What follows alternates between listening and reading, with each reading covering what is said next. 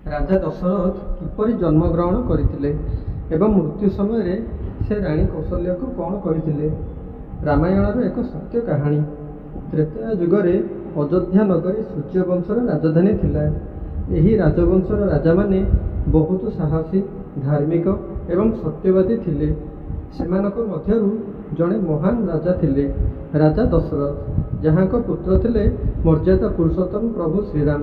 କିନ୍ତୁ ବହୁତ କମ୍ ଲୋକ ଜାଣନ୍ତି ଯେ ରାଜା ଦଶରଥ ମଧ୍ୟ କୌଣସି ସାଧାରଣ ବ୍ୟକ୍ତି ନଥିଲେ।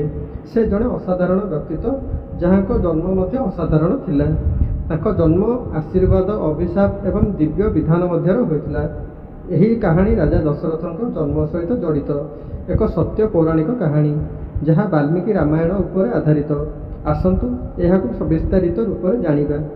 ସତ୍ୟ ଯୁଗର ଶେଷ ଏବଂ ତ୍ରେତୟା ଯୁଗର ଆରମ୍ଭରେ ଅଯୋଧ୍ୟା ନଗରୀ ଏକ ସମୃଦ୍ଧଶାଳୀ ଏବଂ ଧନଶାଳୀ ରାଜ୍ୟ ଥିଲା। ରାଜା ଅଜାତଶତ୍ରୁଙ୍କ ପରେ ତାଙ୍କ ପୁତ୍ର ରାଜା ମାନ୍ଧାତା ଏବଂ ତାପରେ ତାଙ୍କ ବଂଶଧରମାନେ ଏଠାରେ ଶାସନ କରି ଚାଲିଲେ। ସମୟକ୍ରମେ ରାଜା ଅଜଙ୍କ ଶାସନକାଳ ଆରମ୍ଭ ହେଲା। ସେ ଜଣେ ଅତ୍ୟନ୍ତ ଧାର୍ମିକ, ତପସ୍ୱୀ ଏବଂ ମହାନ ରାଜା ଥିଲେ।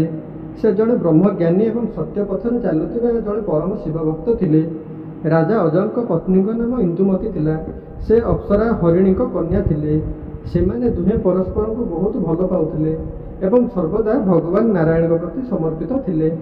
ଗୋଟିଏ ଦିନ ଯେତେବେଳେ ରାଜା ଅଜ ଏବଂ ରାଣୀ ଇନ୍ଦୁମତୀ ଫୁଲ ବଗିଚାରେ ବୁଲୁଥିଲେ, ସେତେବେଳେ ସ୍ୱର୍ଗର ଜଣେ ଋଷିଙ୍କ ପାଣିପାତ୍ରରୁ ଏକ ଗନ୍ଧର୍ବ ଫୁଲ ପଡ଼ିଗଲା। ଋଷି ନାରଦଙ୍କ ଦ୍ୱାରା ପଠାଯାଇଥିବା ଏହି ଫୁଲ ଇନ୍ଦୁମତୀଙ୍କ ମୁଣ୍ଡ ଉପରେ ପଡ଼ିଲା ଏବଂ ସେ ଅଚେତ ହୋଇ ତଳେ ପଡ଼ିଗଲେ। ତତ୍କାଳ ତାଙ୍କ ଶରୀରରୁ ଏକ ଦିବ୍ୟ ଜ୍ୟୋତି ପ୍ରକଟ ହୋଇ ଆକାଶର ଅଦୃଶ୍ୟ ହୋଇଗଲା। ରାଜା ଆଶ୍ଚର୍ଯ୍ୟ ହୋଇଗଲେ। ନିଜର ଦିବ୍ୟ ଜ୍ଞାନ ବଳରେ ସେ ଜାଣିପାରିଲେ ଯେ ଇନ୍ଦୁମତୀଙ୍କ ମୃତ୍ୟୁ ତାଙ୍କ ଅପ୍ସରା ରୂପର ଅଭିଶାପ ଯୋଗୁଁ ହିଁ ହୋଇଥିଲା। ଅଭିଶାପ ଯୋଗୁଁ ସେ ସ୍ୱର୍ଗରୁ ନିଷ୍କାସିତ ହୋଇ ମର୍ତ୍ତ୍ୟରେ ଜନ୍ମଗ୍ରହଣ କରିଥିଲେ ଏବଂ ଅଭିଶାପ ଶେଷ ହେବା ମାତ୍ରେ ସେ ସ୍ୱର୍ଗକୁ ଫେରିଗଲେ। ଏହାପରେ ରାଜା ବହୁତ ଦୁଃଖିତ ହୋଇ ଧ୍ୟାନମଗ୍ନ ହୋଇଗଲେ। ବର୍ତ୍ତମାନ ରାଜା ଅଜଙ୍କ ଜୀବନରେ କେବଳ ରାଜ୍ୟ ଏବଂ ତପ ରହିଲା। ସେ ଏକ ଯୋଗ୍ୟ ପୁତ୍ର ପାଇବା ପାଇଁ ଭଗବାନ ବିଷ୍ଣୁ ଏବଂ ଭଗବାନ ଶିବଙ୍କୁ ପୂଜା କରିଚାଲିଲେ। ସେ ବ୍ରହ୍ମଚର୍ଯ୍ୟ ପାଳନ କରି ଅନେକ ବର୍ଷ ବନରେ ବିତାଇଲେ ଏବଂ ତାପରେ ଅଯୋଧ୍ୟା ଫେରି ଆସିଲେ। ସେହି ସମୟରେ ଅଯୋଧ୍ୟାରେ ସ୍ୱର୍ଗରୁ ଏକ ଜ୍ୟୋତି ଆସି ପ୍ରକଟିତ ହେଲା। ଏହାକୁ ଦେଖି ମହର୍ଷି ବଶିଷ୍ଠ ରାଜାଙ୍କୁ କହିଲେ, ରାଜନ, ତୁମର ତପ ସଫଳ ହୋଇଛି। ଏହି କାରଣରୁ ତୁମକୁ ଏକ ଦିବ୍ୟ ଏବଂ ତେଜସ୍ୱୀ ପୁତ୍ର ମିଳିବ, ଯିଏ ଭବିଷ୍ୟତରେ ଧର୍ମର ମର୍ଯ୍ୟାଦା ପ୍ରତିଷ୍ଠା କରିବ। ସମୟ ଆସିଲା, ରାଜା ଅଜଙ୍କ ଏକ ପୁତ୍ର ଜନ୍ମ ହେଲା। ଯେଉଁଦିନ ସେ ଜନ୍ମ ହୋଇଥିଲେ, ସେହିଦିନ ଆକାଶରେ 10 ଦିଗ ଏକ ଦିବ୍ୟ ଆଲୋକରେ ବ୍ୟାପିଗଲା। ସେଥିପାଇଁ ତାଙ୍କର ନାମ ଦଶରଥ ରଖାଗଲା। ଏହା ମଧ୍ୟ ବିଶ୍ୱାସ କରାଯାଏ ଯେ ଦଶରଥଙ୍କ ଜନ୍ମ ରାଜା ଅଜ ଏବଂ ଇନ୍ଦୁମତୀଙ୍କ ପ୍ରେମ ଏବଂ ତପସ୍ୟାର ଫଳସ୍ୱରୂପ ଭଗବାନ ନାରାୟଣଙ୍କ କୃପାରୁ ହୋଇଥିଲା। ଯେହେତୁ ଇନ୍ଦୁମତୀ ତାଙ୍କର ଅପ୍ସରା ରୂପ ଯୋଗୁଁ ସ୍ୱର୍ଗକୁ ଫେରି ଯାଇଥିଲେ, ସେଥିପାଇଁ ଦଶରଥଙ୍କୁ ଦେବୀମାନେ ଲାଳନ ପାଳନ କରିଥିଲେ ଏବଂ ଋଷିମାନଙ୍କ ଦ୍ୱାରା ସେ ଶିକ୍ଷାପ୍ରାପ୍ତ କରିଥିଲେ। ଦଶରଥଙ୍କୁ ପିଲାଦିନରୁ ବ୍ରହ୍ମ ଜ୍ଞାନ, ବେଦ, ଧନୁବିଦ୍ୟା, ଶାସ୍ତ୍ର ଏବଂ ରାଜନୀତିରେ ଶିକ୍ଷା ଦିଆଯାଇଥିଲା। ସେ ତାଙ୍କ ପିତାଙ୍କ ଠାରୁ ଉତ୍ତମ ଚରିତ୍ର, ନ୍ୟାୟପରାୟଣ ଏବଂ ଧର୍ମପରାୟଣ ଗାଥା ଶିଖିଥିଲେ। ପିଲାଦିନରୁ ଦଶରଥଙ୍କ ଜୀବନ ଅସାଧାରଣ ଥିଲା। ସେ ଜଣେ ଅତ୍ୟନ୍ତ ଶକ୍ତିଶାଳୀ ଯୋଦ୍ଧା ଥିଲେ। ସେ ମହାନ ଯୋଦ୍ଧାଗୁରୁ ବଶିଷ୍ଠଙ୍କ ଠାରୁ ବେଦ ଏବଂ ଧର୍ମଶାସ୍ତ୍ର ଶିଖିଥିଲେ। ଗୁରୁ ବଶିଷ୍ଠଙ୍କ ନିର୍ଦ୍ଦେଶରେ ସେ ହିମାଳୟ ଏବଂ ଦକ୍ଷିଣ ଭାରତ ଭ୍ରମଣ କରିଥିଲେ ଏବଂ ଅନେକ ଦୁଷ୍ଟ ଲୋକଙ୍କୁ ବିନାଶ କରିଥିଲେ। ସେ ଅନେକ ଥର ଦିଗ୍ବିଜୟ ହାସଲ କରିଥିଲେ ଏବଂ ଅନେକ ତପ କରି ଦେବତାମାନଙ୍କ ଠାରୁ ବରଦାନ ପାଇଥିଲେ। ଦେବରାଜ ଇନ୍ଦ୍ର ତାଙ୍କୁ ଦିବ୍ୟ ରଥର ଜ୍ଞାନ ଦେଇଥିଲେ, ଯାହାଦ୍ୱାରା ସେ ଗୋଟିଏ ସମୟରେ 10 ଦିଗରେ ଥିବା ଶତ୍ରୁମାନଙ୍କ ସହିତ ଯୁଦ୍ଧ କରି ପାରୁଥିଲେ। ଏହି କାରଣରୁ ବି ତାଙ୍କୁ ଦଶରଥ ବୋଲି କୁହାଯାଉଥିଲା। ରାଜା ଅଜ ବୃଦ୍ଧାବସ୍ଥାରେ ଦଶରଥଙ୍କୁ ନିଜ ରାଜ୍ୟର ଶାସନଭାର ହସ୍ତାନ୍ତର କରିବାକୁ ନିଷ୍ପତ୍ତି ନେଇଥିଲେ। ସେ ଏକ ବିଶେଷ ଯଜ୍ଞ କରି ଦଶରଥଙ୍କ ରାଜତିଲକ କରାଇଥିଲେ। ତାପରେ ସେ ଜଙ୍ଗଲକୁ ତପ କରିବା ପାଇଁ ଚାଲିଗଲେ ଏବଂ ସେଠାରେ ନିଜର ଦେହତ୍ୟାଗ କରିଥିଲେ। ଦଶରଥ ଧର୍ମ, ନୀତି, ଦୟା ଏବଂ ନ୍ୟାୟର ସହିତ ରାଜ୍ୟ ପରିଚାଳନା କରୁଥିଲେ। ସେ ବୈଦିକ ପରମ୍ପରାର ପୁନରୁଦ୍ଧାର କରିଥିଲେ। ସେ ସର୍ବଦା ବ୍ରାହ୍ମଣମାନଙ୍କୁ ଦାନ ଏବଂ ଗୋଦାନ କରୁଥିଲେ। ଅନ୍ନଦାନ ସବୁଠାରୁ ମହାନ ଦାନର ବାର୍ତ୍ତାରେ ଅଗ୍ରଣୀ ଥିଲେ। କିଛି ଶାସ୍ତ୍ରରେ ଉଲ୍ଲେଖ ଅଛି ଯେ ରାଜା ଦଶରଥ ଜଣେ ଦେବତାଙ୍କ ଅଂଶରେ ଜନ୍ମ ହୋଇଥିଲେ, କାରଣ ପୃଥିବୀ ପୃଷ୍ଠରେ ରାବଣ ଭଳି ରାକ୍ଷସମାନଙ୍କ ବିରୁଦ୍ଧରେ ଧର୍ମ ସ୍ଥାପନ କରିବା ପାଇଁ ମର୍ଯ୍ୟାଦା ପୁରୁଷୋତ୍ତମ ଶ୍ରୀରାମଙ୍କ ଜନ୍ମ ନିଶ୍ଚିନ୍ତ ଥିଲା। ତେଣୁ ତାଙ୍କ ପିତା ମଧ୍ୟ ଜଣେ ଦିବ୍ୟ ପୁରୁଷ ହେବା ଅତ୍ୟନ୍ତ ଆବଶ୍ୟକ।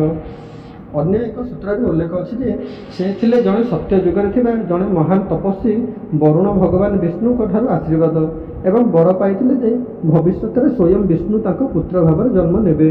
ତେଣୁ ତୃତୀୟ ଯୁଗରେ ସେହି ଆତ୍ମା ରାଜା ଦଶରଥ ରୂପରେ ପୁନର୍ଜନ୍ମ ନେଇଥିଲେ। ସେ ସୂର୍ଯ୍ୟବଂଶର 62ତମ ରାଜା ଥିଲେ ଏବଂ ବଂଶ ରଘୁକୁଳ ନାମରେ ବିଖ୍ୟାତ ଥିଲା, ଯେଉଁଠାରେ ପରେ ଶ୍ରୀରାମ ଜନ୍ମ ହୋଇଥିଲେ। ରାଜା ଦଶରଥ ତାଙ୍କ ଶାସନ କାଳରେ ଅନେକ ଯଜ୍ଞ କରିଥିଲେ, ଯେଉଁଠାରେ ଅଗ୍ନିହୋତ୍ର, ବାଜପେୟ ଏବଂ ଅଶ୍ୱମେଧ ଠାରୁ ସବୁଠୁ ଗୁରୁତ୍ୱପୂର୍ଣ୍ଣ ଥିଲା। ତାଙ୍କ ଯଜ୍ଞରେ ସ୍ୱୟଂ ଅଗ୍ନିଦେବ ଆବିର୍ଭୂତ ହୋଇ ତାଙ୍କୁ ଅନେକ ଆଶୀର୍ବାଦ ଦେଇଥିଲେ।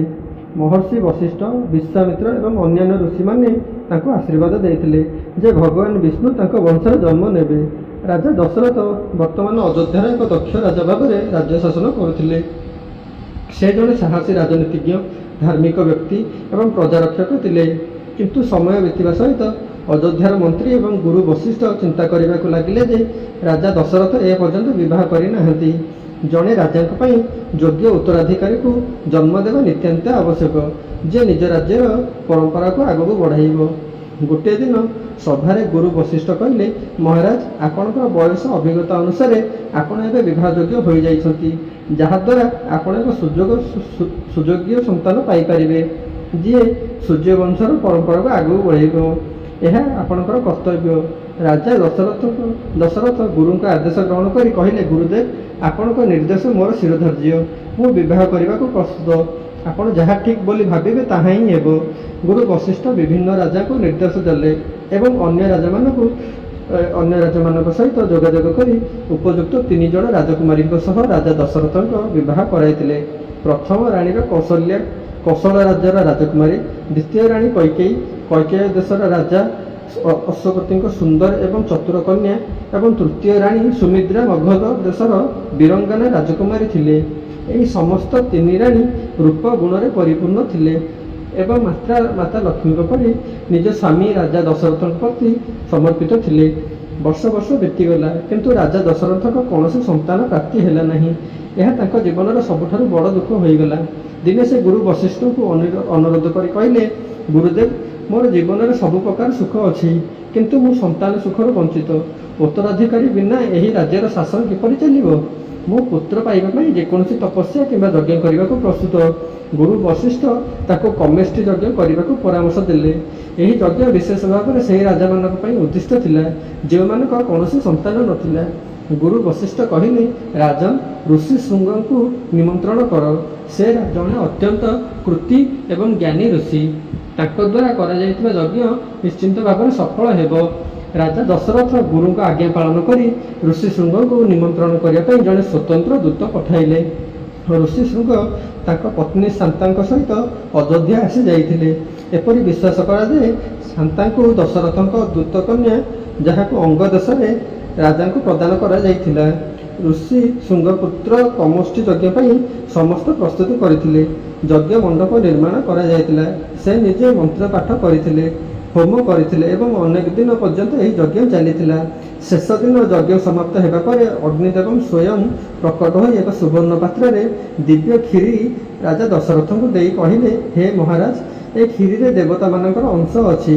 ଏହାକୁ ତୁମେ ତୁମର ରାଣୀମାନଙ୍କୁ ଏପରି ଭାବରେ ଭାଗ କରିଦିଅ, ଯେପରି ପୁତ୍ର ଚାହୁଁଛ ଦେଖିବ ସେପରି ହିଁ ପୁତ୍ର ଜନ୍ମ ହେବ। ରାଜା ଦଶରଥ ଗଙ୍ଗା ଜଳରେ ସ୍ନାନ କରିବା ପରେ ଯଜ୍ଞଶାଳାରେ ପ୍ରବେଶ କଲେ ଏବଂ କ୍ଷୀରିକୁ 3 ଭାଗରେ ବାଣ୍ଟି ଦେଲେ। କୌଶଲ୍ୟାଙ୍କୁ ଅଧା ଭାଗ, କୈକେୟୀଙ୍କୁ 2/4 ଏବଂ ସୁମିତ୍ରାଙ୍କୁ 1/4 ଦେଲେ। ଯେତେବେଳେ ସେ କ୍ଷୀରି ଦେଇ ଫେରି ଆସୁଥିଲେ, ତାଙ୍କ ମନରେ ଭାବନା ଆସିଲା ଯେ ସୁମିତ୍ରାଙ୍କୁ ଟିକିଏ କମ୍ କ୍ଷୀରି ମିଳିଛି। ତେଣୁ ବାକି ଥିବା କ୍ଷୀରିରୁ ପୁଣି ଅଳ୍ପ କ୍ଷୀରି ସୁମିତ୍ରାଙ୍କୁ ଦେଇଥିଲେ। ଏହି କ୍ଷୀରି ପର ମୁହୂର୍ତ୍ତରେ ଭଗବାନ ରାମ, ଲକ୍ଷ୍ମଣ, ଭରତ ଏବଂ ଶତ୍ରୁଘ୍ନଙ୍କ ଜନ୍ମର ଆଧାର ପାଲଟିଲା। କିଛି ସମୟ ପରେ କିଛି ରାଣୀ ଗର୍ଭବତୀ ହେଲେ। ଏହି ଅଯୋଧ୍ୟାରେ ଏକ ପ୍ରକାର ଉତ୍ସବ ମୁଖର ପରିବେଶ ସୃଷ୍ଟି ହୋଇଥିଲା। ପୁରୋହିତମାନେ ଜ୍ୟୋତିଷ ଗଣନା କଲେ ଏବଂ କହିଲେ ଯେ ଏହି ସନ୍ତାନମାନେ ଦିବ୍ୟ ସନ୍ତାନ ହେବେ। 9 ମାସ ପୁରା ହେବାର 9ମ ଦିନରେ କେତେବେଳେ ପୁନର୍ବାସ ନକ୍ଷତ୍ର ଏବଂ କର୍କଟ ଲଗ୍ନ ଥିଲା। ସେତେବେଳେ ରାଣୀ କୌଶଲ୍ୟା ଏକ ଦିବ୍ୟ ପୁତ୍ରକୁ ଜନ୍ମ ଦେଲେ। ତାଙ୍କ ଶରୀରରେ ଏକ ପ୍ରକାର ତେଜ ଥିଲା। ସେ ସୌନ୍ଦର୍ଯ୍ୟରେ ଅନନ୍ୟ ଥିଲେ। ସେହି ସମୟରେ ଦଶରଥଙ୍କୁ ଏକ ଆକାଶବାଣୀ ଶୁଣିଲେ। ଦଶରଥ ଏହି ଶିଶୁ ସାଧାରଣ ନୁହେଁ ବୋଲି ବରଂ ସ୍ୱୟଂ ଭଗବାନଙ୍କ ଅବତାର। ତ୍ରେତୟା ଯୁଗରେ ଧର୍ମର ମର୍ଯ୍ୟାଦା ପ୍ରତିଷ୍ଠା କରିବା ପାଇଁ ସେ ମାନବ ରୂପରେ ଘରକୁ ଆସିଛନ୍ତି। ଏହାପରେ ରାଣୀ କୈକେୟୀ ଗୋଟିଏ ପୁତ୍ର ଭରତଙ୍କୁ ଜନ୍ମ ଦେଇଥିଲେ, ଯିଏ ଶାନ୍ତ, ସମର୍ପଣର ପ୍ରତିରୂପ ଏବଂ ଭକ୍ତିପରାୟଣ ଥିଲେ। ରାଣୀ ସୁମିତ୍ରା 2ଟି ପୁତ୍ରଙ୍କୁ ଜନ୍ମ ଦେଲେ, ଲକ୍ଷ୍ମଣ ଏବଂ ଶତ୍ରୁଘ୍ନ, ଉଭୟ ରାମ ଏବଂ ଭରତଙ୍କ ଅଂଶବତାର। ଲକ୍ଷ୍ମଣ ସର୍ବଦା ଶ୍ରୀରାମଙ୍କ ସହିତ ଏବଂ ଶତ୍ରୁଘ୍ନ ଭରତଙ୍କ ସହିତ ରହୁଥିଲେ। 4 ଭାଇଙ୍କ ଜନ୍ମ ଅଯୋଧ୍ୟାକୁ ଉତ୍ସବ ମୁଖର କରିଦେଲା। ଅନେକ ଧନ, ଅନ୍ନ, ବସ୍ତ୍ର ଏବଂ ଅଳଙ୍କାର ଦାନ କରାଯାଇଥିଲା। ସାଧୁସନ୍ତମାନଙ୍କୁ ସମ୍ମାନିତ କରାଯାଇଥିଲା ଏବଂ ନଗରବାସୀ ଦୀପ ଜାଳିଥିଲେ। ରାଜା ଦଶରଥଙ୍କ ସେହି ଇଚ୍ଛା ପୂରଣ ହୋଇଥିଲା। କାହା ପାଇଁ ସେ ବର୍ଷ ବର୍ଷ ଧରି ଯଜ୍ଞ କରିଥିଲେ। ତାଙ୍କୁ କେବଳ 4 ପୁତ୍ର ମିଳିନଥିଲେ, ବରଂ ଧର୍ମ ଏବଂ ମର୍ଯ୍ୟାଦାର ପ୍ରତୀକ ମିଳିଥିଲେ। ସେ ଶ୍ରୀରାମଙ୍କୁ ବିଶେଷ ପ୍ରେମ କରୁଥିଲେ, କିନ୍ତୁ ସେ ଭରତ, ଲକ୍ଷ୍ମଣ ଏବଂ ଶତ୍ରୁଘ୍ନଙ୍କୁ ମଧ୍ୟ ସମାନ ଭାବରେ ଭଲ ପାଉଥିଲେ। ଗୁରୁ ବଶିଷ୍ଠ, ମୁନିଶୃଙ୍ଗ ଏବଂ ଅନ୍ୟାନ୍ୟ ଋଷିମାନେ କହିଥିଲେ, ହେ ଦଶରଥ, ତୁମ ବଂଶରେ ରାମ ପରି ପୁଅ ଜନ୍ମ ହୋଇଛି। ଏହା ଏ ବଂଶର, ଏହି ଯୁଗର ସୌଭାଗ୍ୟ। ତୁମର ଜୀବନ ସମ୍ପୂର୍ଣ୍ଣ ଏବଂ ସଫଳ ହୋଇଗଲା। ଧୀରେ ଧୀରେ 4 ପୁଅ ବଡ଼ ହେଲେ। ସେମାନଙ୍କ ବୀରତ୍ୱର ପରାକାଷ୍ଠା, ଧର୍ମପରାୟଣ ଇତ୍ୟାଦି ଭାରତବର୍ଷର ଚତୁର୍ଦିଗରେ ପ୍ରତିଫଳିତ ହେବାକୁ ଲାଗିଲା। କିନ୍ତୁ ରାଜା ଦଶରଥ ତାଙ୍କ ପୁତ୍ର ରାମ ଓ ଅନ୍ୟ ପୁତ୍ରଙ୍କ ବିବାହ ପରେ ଯେତେବେଳେ ଅଯୋଧ୍ୟା ଫେରିଲେ, ତାଙ୍କ ଜୀବନର ଶାନ୍ତି ନଷ୍ଟ ହୋଇଗଲା। ଜନକପୁରରେ ଶ୍ରୀରାମ, ଲକ୍ଷ୍ମଣ, ଭରତ ଏବଂ ଶତ୍ରୁଘ୍ନଙ୍କ ବିବାହ ଯଥାକ୍ରମେ ସୀତା, ଉର୍ମିଳା, ମାଣ୍ଡବୀ ଏବଂ ସୁତକୀର୍ତ୍ତିଙ୍କ ସହିତ ହୋଇଥିଲା।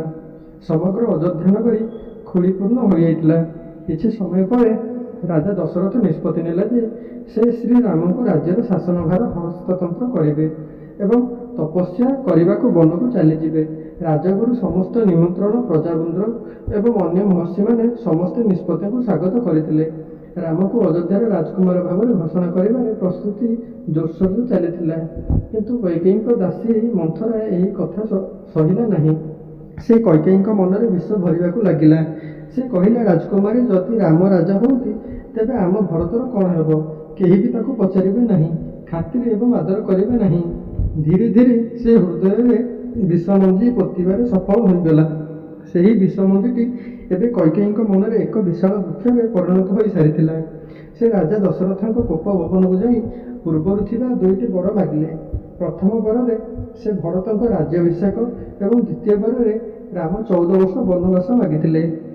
ଏହା ଶୁଣି ରାଜା ଦଶରଥଙ୍କ ହୃଦୟ କାନ୍ଦି ଉଠିଲା। ସେ ନେହୁରା ହୋଇ କୈକେୟୀଙ୍କୁ କହିଲେ, ଏ କ'ଣ କୈକେୟୀ, ରାମର ବନବାସ ବଦଳରେ ତୁମେ ମୋର ଜୀବନ ନେଇଯାଅ। ରାମଠାରୁ ଅଧିକ ମୋ ପାଇଁ କିଛି ଗୁରୁତ୍ୱପୂର୍ଣ୍ଣ ନୁହେଁ। କିନ୍ତୁ କୈକେୟୀ ନିଜ କଥାରେ ଅଟଳ ଥିଲେ। ରାଜା ଦଶରଥ କର୍ମର ବନ୍ଧନରେ ଆବଦ୍ଧ ଥିଲେ। ସେ ଆଗର 2ଟି ବର ପାଇଁ କଥା ଦେଇଥିଲେ। ତେଣୁ ଅସହାୟ ହୋଇ ସେ ରାମଙ୍କୁ ବନବାସ ପଠାଇବା ପାଇଁ ଘୋଷଣା କଲେ। ଶ୍ରୀରାମ ଏହି ଖବର ପାଇଲେ ଯେ ସେ କୌଣସି ପ୍ରତିବାଦ ନ କରି ତାଙ୍କ ପିତାଙ୍କ କଥା ରକ୍ଷା କରିବା ପାଇଁ ବନକୁ ଯିବାକୁ ବାହାରିଗଲେ। ଏପଟେ ରାଜା ଦଶରଥ ବାରମ୍ବାର କହୁଥିଲେ, ରାମ, ମୋତେ ଛାଡ଼ି ଯାଅ ନାହିଁ। ମୁଁ ତୁମ ବିନା ବଞ୍ଚିପାରିବି ନାହିଁ। ତୁମେ ମୋ ଜୀବନ, ମୋ ଧର୍ମ। କିନ୍ତୁ ଶ୍ରୀରାମ ପିତାଙ୍କ କଥା ଏବଂ ମର୍ଯ୍ୟାଦାର ସୁରକ୍ଷାକୁ ସର୍ବୋପରି ମନେ କରୁଥିଲେ। ସେ ପିତାଙ୍କ ପାଦ ତଳେ ପ୍ରଣାମ କଲେ ଏବଂ ବିନା ଦ୍ୱିଧାରେ ବନକୁ ଚାଲିଗଲେ। ରାମଙ୍କ ବନକୁ ଯିବା ପରେ ରାଜା ଦଶରଥଙ୍କ ହୃଦୟ ସମ୍ପୂର୍ଣ୍ଣ ଭାଙ୍ଗି ଯାଇଥିଲା। ଦିନ ରାତି ସେ ରାମଙ୍କୁ ଝୁରି ହେଉଥିଲେ। ତାଙ୍କର ମନ ରାଜପ୍ରାସାଦ, ନିଜ ରାଣୀ ଏବଂ ପ୍ରଜାଙ୍କ ଠାରୁ ଦୂରେଇ ଯାଉଥିଲା। ସେ ବାରମ୍ବାର ମୂର୍ଚ୍ଛା ହୋଇଯାଉଥିଲେ। ରାତିରେ ସେ ଶୋଇପାରୁନଥିଲେ। ତାଙ୍କ ଆଖିରୁ ଲୁହ ବନ୍ଦ ହେଉନଥିଲା। ସେ ଶ୍ରୀରାମଙ୍କ ବାଲ୍ୟଲୀଳା, ସୀତାଙ୍କ ସରଳତା ଏବଂ ଲକ୍ଷ୍ମଣଙ୍କ ସମର୍ପଣକୁ ବାରମ୍ବାର ମନେ ପକାଉଥିଲେ ଏବଂ ମନେ ମନେ କହୁଥିଲେ, ହେ ରାମ, ମୁଁ ତୁମକୁ ଫୁଲ ପରି ମୋ ହାତରେ ବଡ଼ କରିଛି। ସ୍ୱର୍ଗରୁ ଦୂତମାନେ ଆସି ତାଙ୍କ ଆତ୍ମାକୁ ଏବଂ ଏକ ଦିବ୍ୟ ବିମାନରେ ନେଇଗଲେ ଏବଂ ଆକାଶବାଣୀ ଶୁଣାଗଲା ଯେ ଏହି ଦଶରଥ ହେଉଛନ୍ତି ସେହି ବ୍ୟକ୍ତି ନିଜର ଧର୍ମ ରକ୍ଷା ଏବଂ ସତ୍ୟ ରକ୍ଷା ପାଇଁ ନିଜ ପ୍ରିୟ ପୁତ୍ରର ବଳିଦାନ ଦେଇଥିଲେ। ତେଣୁ ସେ ବିଷ୍ଣୁ ଲୋକରେ ସ୍ଥାନ ପାଇବେ। ରାମଙ୍କ ପାଦ ସ୍ମୃତିରେ ବଶୀଭୂତ ଦଶରଥଙ୍କ ଆତ୍ମା ଚିରକାଳ ପାଇଁ ଅମର ହୋଇଗଲା। ଏଠାରେ ଭରତ ଏବଂ ଶତ୍ରୁଘ୍ନ କୈକେୟୀଙ୍କ ଭାଇଙ୍କ ପାଖକୁ ଯାଇଥିଲେ। ଖବର ପାଇବା ମାତ୍ରେ ସେମାନେ ତୁରନ୍ତ ଅଯୋଧ୍ୟା ଫେରି ଆସିଲେ। ରାଜ୍ୟରେ ଶୋକ, ଚିନ୍ତା ଏବଂ ଦୁଃଖର ଦୃଶ୍ୟ ଦେଖି ସେମାନେ ସବୁକିଛି ବୁଝିପାରିଲେ। ଭରତ ରାମଙ୍କ ବିନା ରାଜତ୍ୱ କରିବାକୁ ମନା କରିଦେଲେ ଏବଂ ରାମକୁ ଫେରାଇ ଆଣିବାକୁ ବନକୁ ଚାଲିଗଲେ। ରାମ ଆସିବା ପାଇଁ ମନା କରିବା ପରେ ସେ ତାଙ୍କ ପାଦୁକାକୁ ସାଙ୍ଗରେ ନେଇ ଅଯୋଧ୍ୟାରେ ଯାଇ କହିଲେ ଯେ ମୁଁ ମୋ ପ୍ରଭୁ ରାମଙ୍କ ପାଦୁକା ଏହି ସିଂହାସନରେ ରଖି ରାଜ୍ୟ ପରିଚାଳନା କରିବି। ସେ ଦଶରଥଙ୍କ ଶେଷ କୃତ୍ୟ ସଠିକ୍ ଭାବରେ କରିଥିଲେ ଏବଂ ତାଙ୍କର ଶ୍ରାଦ୍ଧ, ତର୍ପଣ ଏବଂ ବ୍ରାହ୍ମଣ ଭୋଜନ ଇତ୍ୟାଦି ରୀତିନୀତିର ସହ ସମାପ୍ତ କରିଥିଲେ। ସ୍ୱର୍ଗରୁ ଦୂତମାନେ ଆସି ତାଙ୍କ ଆତ୍ମାକୁ ଏକ ଦିବ୍ୟ ବିମାନରେ ନେଇଗଲେ ଏବଂ ଆକାଶବାଣୀ ଶୁଣାଗଲା ଯେ ଏହି ଦଶରଥ ହେଉଛନ୍ତି ସେହି ବ୍ୟକ୍ତି ନିଜର ଧର୍ମ ରକ୍ଷା ଏବଂ ସତ୍ୟ ରକ୍ଷା ପାଇଁ ନିଜ ପ୍ରିୟ ପୁତ୍ରର ବଳିଦାନ ଦେଇଥିଲେ। ତେଣୁ ସେ ବିଷ୍ଣୁ ଲୋକରେ ସ୍ଥାନ ପାଇବେ। ରାମଙ୍କ ପାଦସ୍ମୃତିରେ ବଶୀଭୂତ ଦଶରଥର ଆତ୍ମା ଚିରକାଳ ପାଇଁ ଅମର ହୋଇଗଲା। ଏଠାରେ ଭରତ ଶତ୍ରୁଘ୍ନ କୈକେୟୀଙ୍କ ଭାଇଙ୍କ ପାଖକୁ ଯାଇଥିଲେ। ଖବର ପାଇବା ମାତ୍ରେ ସେମାନେ ତୁରନ୍ତ ଅଯୋଧ୍ୟା ଫେରି ଆସିଲେ। ରାଜ୍ୟର ଶୋକ ଏବଂ ଚିନ୍ତା ଏବଂ ଦୁଃଖର ଦୃଶ୍ୟ ଦେଖି ସେମାନେ ସବୁକିଛି ବୁଝିପାରିଲେ। ଭରତ ରାମଙ୍କ ବିନା ରାଜତ୍ୱ କରିବାକୁ ମନା କରିଦେଇଥିଲେ ଏବଂ ରାମଙ୍କୁ ଫେରାଇ ଆଣିବାକୁ ବନକୁ ଚାଲିଗଲେ। ରାମ ଆସିବା ପାଇଁ ମନା କରିବା ପରେ ସେ ତାଙ୍କ ପାଦୁକାକୁ ସାଙ୍ଗରେ ନେଇ ଅଯୋଧ୍ୟାରେ ଯାଇ କହିଲେ ଯେ ମୁଁ ମୋ ପ୍ରଭୁ ରାମଙ୍କ ପାଦୁକା ଏହି ସିଂହାସନରେ ରଖି ରାଜ୍ୟ ପରିଚାଳନା କରିବି। ସେ ଦଶରଥଙ୍କ ଶେଷ କୃତ୍ୟ ସଠିକ୍ ଭାବରେ କରିଥିଲେ ଏବଂ ତାଙ୍କର ଶ୍ରାଦ୍ଧ, ତର୍ପଣ ଏବଂ ବ୍ରାହ୍ମଣ ଭୋଜନ ଇତ୍ୟାଦି ରୀତିନୀତିର ସହ ସମାପ୍ତ କରିଥିଲେ। ରାଜା ଦଶରଥଙ୍କ ଜୀବନ ଆମକୁ ଜଣେ ଆଦର୍ଶ ରାଜା, ସ୍ୱାମୀ ଏବଂ ପିତାର ଅର୍ଥ କ'ଣ ତାହା ଜଣାଉଛି। ସେ ଧର୍ମ ପାଇଁ ସବୁକିଛି ତ୍ୟାଗ କରିଥିଲେ। ସେ ନିଜ ପୁଅଠାରୁ ବିଚ୍ଛେଦ ହୋଇ ମଧ୍ୟ ନିଜ ଧର୍ମରୁ କଥାରୁ ବିଚ୍ଛେଦ ହୋଇନଥିଲେ। ତାଙ୍କ କାହାଣୀ ଆଜି ମଧ୍ୟ ଆମକୁ ଶିକ୍ଷା ଦିଏ ଯେ ଯିଏ ନିଜର ଧର୍ମ ସଠିକ୍ ଭାବରେ ପାଳନ କରେ ସେ କେବେ ବି ପରାସ୍ତ ହୁଏ ନାହିଁ। ତ୍ୟାଗର ଫଳ ସର୍ବଦା ଅମର ହୋଇ ରହିଥାଏ। ଜୟ ଶ୍ରୀରାମ।